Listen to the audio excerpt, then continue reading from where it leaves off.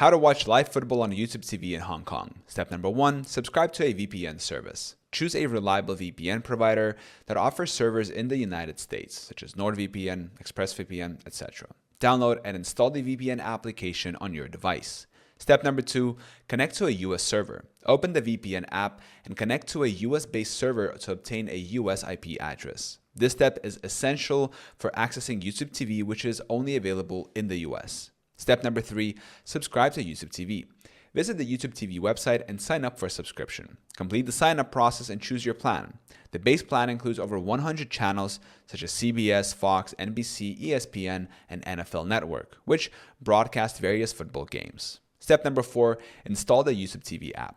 Download and install the YouTube TV app on your device. Step number 5, sign in to your YouTube TV account. Open the YouTube TV app and sign in using your Google account credentials associated with your YouTube TV subscription. Step number 6, search for live football games. Use the search function in the app to find specific football games or browse through the live or sports sections to discover upcoming or ongoing football matches. Step number 7, start streaming.